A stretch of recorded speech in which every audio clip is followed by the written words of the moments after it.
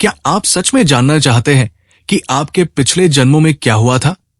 अगर आपको अपने बीते जन्मों की याद आ जाए तो क्या होगा? क्या ये ज्ञान आपको मुक्त करेगा या और उलझा देगा? क्या ये जानना रोमांचक होगा कि आप कौन थे? या ये सच इतना भयावह हो सकता है कि आप उसे भूल जाना चाहेंगे? मनुष्य का मस्तिष्क एक रहस्य है और उसकी स्मृतियां उससे भी बड़ा रहस्य। कहा जाता है कि जो भी एक बार हमारे चित्त पर अंकित हो जाता है वो कभी नष्ट नहीं होता, बस हमारी चेतना के गहरे अंधकार में कहीं छिपा रह जाता है। लेकिन क्या यह संभव है कि हम अपने अतीत के जन्मों को देख सकें? क्या कोई ऐसा तरीका है जिससे हम उन भूली बिसरी यादों तक पहुंच सकें? बुद्ध और महावीर जैसे महान साधकों ने कहा था कि जब तक कोई अपने पिछले जन्मों को नहीं देखता वो खुद को पूरी तरह जान नहीं सकता।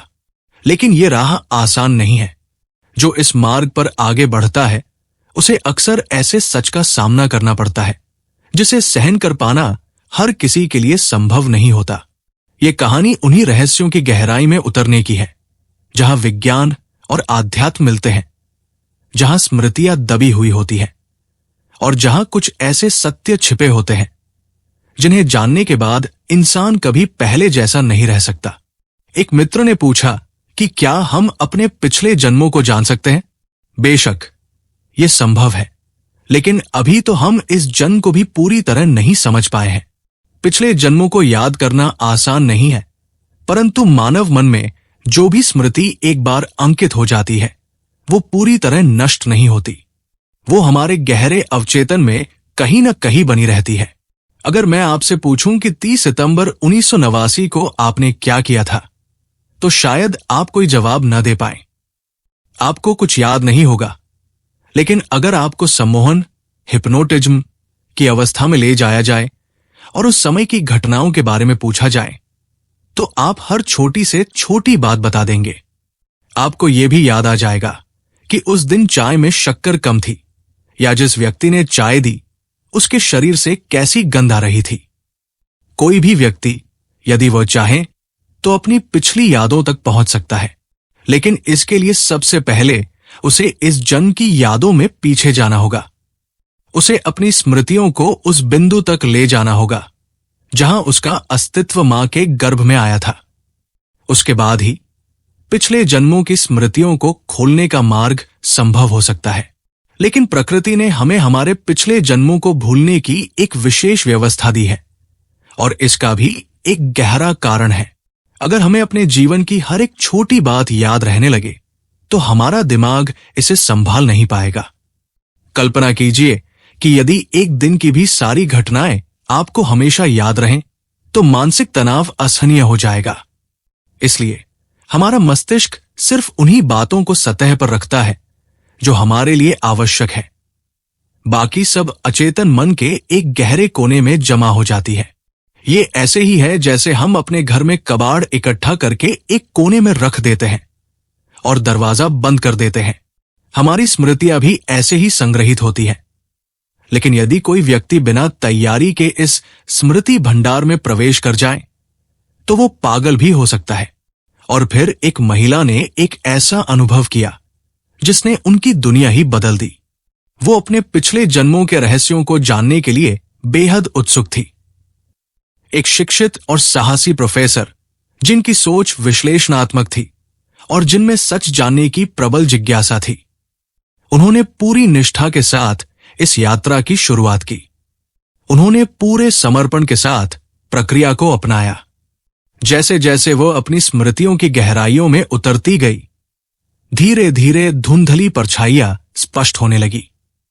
लेकिन जिस दिन उन्होंने पहली बार अपने पूर्व जन्म का अनुभव किया, उस दिन उनका मन विचलित हो उठा। सम्मोहन की अवस्था से बाहर आते ही उनकी आंखों से आंसू बहने लगे। उनका शरीर कांप रहा था। उनकी प्रतिक्रिया बेहद तीव्र थी, जैसे किसी गहरे दर्द ने अचानक उन्हें जकड़ लिया हो।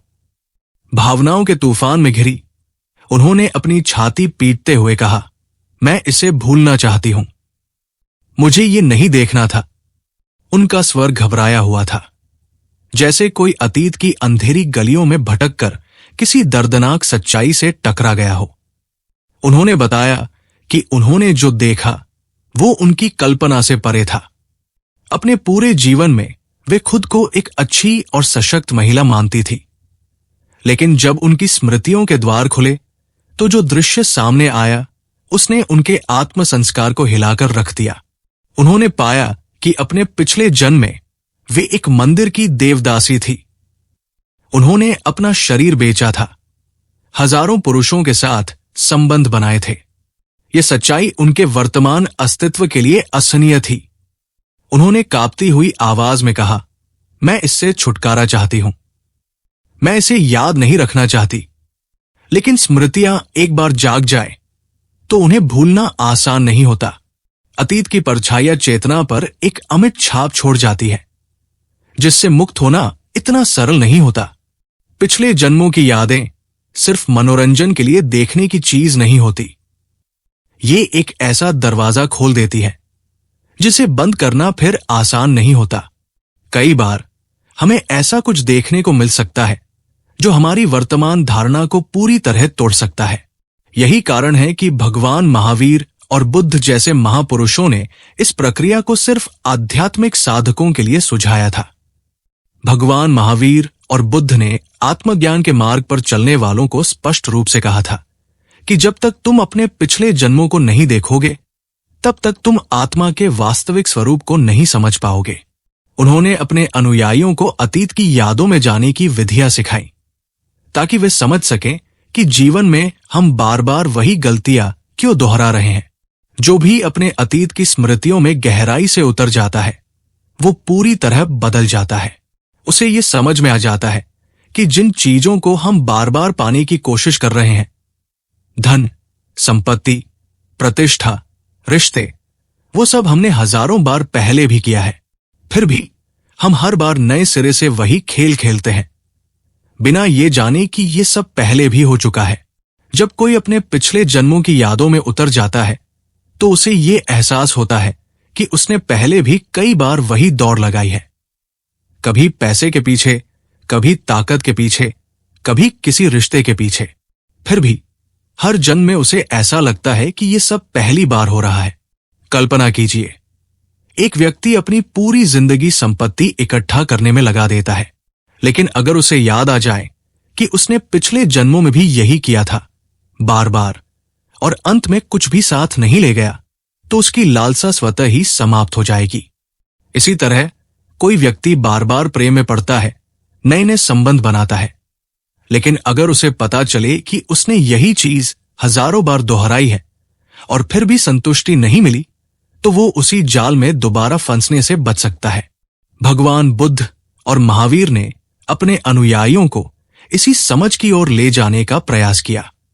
उन्होंने सिखाया कि जब तक हम अपने पिछले जन्मों को नहीं समझेंगे, तब तक हम उसी दोहराव के चक्र में फंसे रहेंगे। जब किसी को यह एहसास हो जाता है कि वो कितनी बार ये सब कर चुका है और फिर भी कुछ हासिल नहीं हुआ, तो वो अपने भीतर से मुक्त होने लगता है। जाति स्मरण यानी पिछले जन्मों की स्मृति का सबसे बड़ा प्रभाव यह है कि इससे मनुष्य के भीतर एक गहरी विरक्ति उत्पन्न होती है। ये विरक्ति किसी निराशा से नहीं आती, बल्कि एक स्पष्ट समझ से आती है कि जिन चीजों के पीछे हम भाग रहे हैं, वे वास्तव में कोई स्थायी सुख नहीं दे सकती। भगवान बुद्ध और महावीर ने इस विरक्ति को ही मोक्ष की पहली सीढ़ी माना है। जब मनुष्य ये समझ लेता है कि वो जीवन में जिन चीजों के लिए संघर्ष कर रहा है वे सिर्फ एक भ्रम है, तभी वो उनसे ऊपर उठ सकता है। ये कोई साधारण बात नहीं है, ये एक गहरी जागरूकता है जो व्यक्ति के जीवन को पूरी तरह बदल देती है। लेकिन ये भी सच है कि बहुत कम लोग इस मार्ग पर चलने का साहस रखते हैं। अधिकतर लोग अपने रोजमर्रा के जीवन में इतने उलझे होते हैं कि वे कभी ये सोच ही नहीं पाते कि उन्होंने पहले भी ये सब किया है। जो भी जाति स्मरण के इस अनुभव से गुजरता है, वो फिर पहले जैसा नहीं रहता। उसकी इच्छाएं, लालसाएं और मोह धीरे धीरे समाप्त होने लगते हैं। वो जीवन को एक नई दृष्टि से देखने लगता है, एक ऐसी दृष्टि जो उसे वास्तविक स्वतंत्रता की ओर ले जाती है। जो व्यक्ति अपने अतीत के जन्मों को देख लेता है, उसके भीतर एक गहरा परिवर्तन आ जाता है। उसकी सोच बदलने लगती है, उसके जीवन की प्राथमिकताएं बदलने लगती है। जिन चीजों के लिए वो पहले लड़ता था वे उसे अब निरर्थक लगने लगती है। कल्पना कीजिए, कोई व्यक्ति बार बार सत्ता पाने की दौड़ में लगा रहता है। अगर उसे याद आ जाए कि वो न जाने कितनी बार राजा बन चुका है, कितनी बार ऊंचे पदों पर बैठ चुका है और हर बार अंत में सब कुछ छोड़कर जाना पड़ा, तो क्या वो फिर से उसी दौड़ में भागेगा? इसी तरह जो लोग भौतिक सुखों के पीछे भागते हैं, अगर उन्हें ये एहसास हो जाए कि वे पहले भी हजारों बार इन सुखों का अनुभव कर चुके हैं और फिर भी अधूरे ही रहे, तो वे खुद से पूछने लगेंगे, क्या वाकई यही जीवन का असली उद्देश्य है?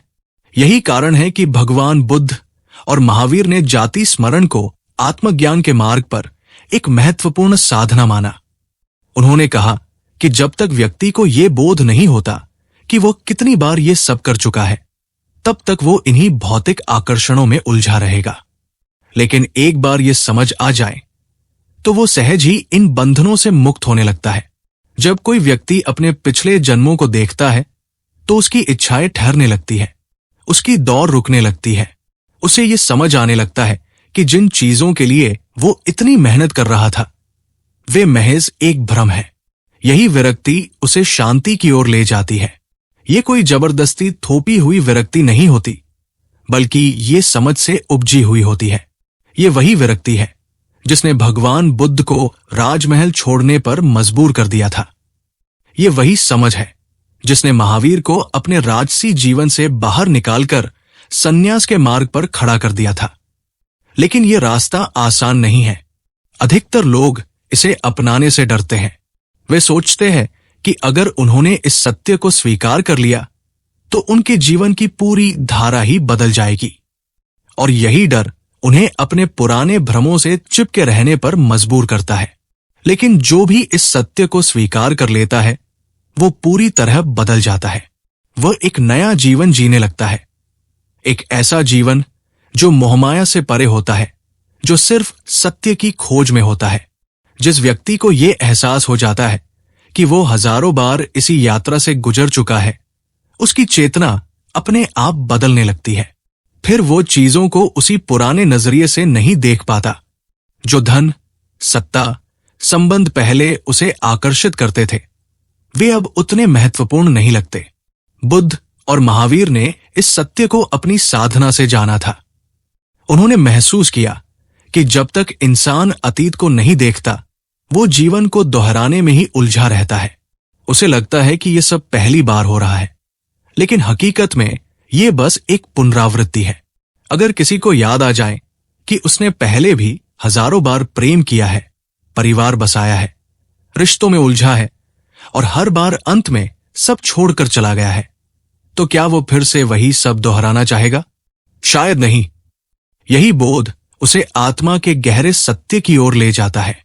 लेकिन प्रकृति ने अतीत की यादों को मिटा देने का एक नियम बनाया है। ये भूलने की प्रक्रिया हमारे मानसिक संतुलन के लिए बहुत आवश्यक है। सोचिए, अगर किसी को अपने पिछले जन्मों की सारी घटनाएं याद रहें तो वो सामान्य जीवन नहीं जी पाएगा।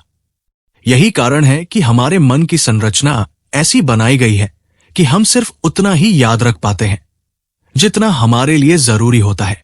बाकी सब कुछ अवचेतन के गहरे स्तरों में दबा रहता है। लेकिन जो साधक इस स्मृति को जागृत करने की कोशिश करता है उसके लिए ये एक नई यात्रा की शुरुआत होती है। सभी धर्मों ने चेतना को जागृत करने पर जोर दिया है, लेकिन ये आसान नहीं है। जो व्यक्ति अपने भीतर झांकने का साहस करता है वो धीरे धीरे बदलने लगता है। उसकी प्राथमिकताएं बदल जाती है, उसकी इच्छाएं शांति की ओर बढ़ने लगती है। अगर ये ज्ञान आपके लिए महत्वपूर्ण था तो सोचिए कितने और लोग इससे अनजान हैं। अगर आपको ये वीडियो पसंद आई हो और आपने इससे कुछ नया सीखा हो तो लाइक जरूर करें। इससे हमें यह पता चलेगा कि आपको ऐसे विषयों में रुचि है और हम आपके लिए और भी गहरी, रहस्यमयी और रोचक जानकारियां ला सकें। अगर आप इस तरह के और वीडियो देखना चाहते हैं तो चैनल को सब्सक्राइब करें और बेल आइकन दबाना न भूलें, ताकि जब भी हम कोई नया वीडियो डालें वो सबसे पहले आपको मिले। क्या आप भी अपने पिछले जन्मों को जानना चाहेंगे? या फिर क्या आपको लगता है कि कुछ रहस्य अनछुए ही रहने चाहिए? अपनी राय हमें कमेंट में जरूर बताएं। मिलते हैं अगले वीडियो में एक नए रहस्य के साथ।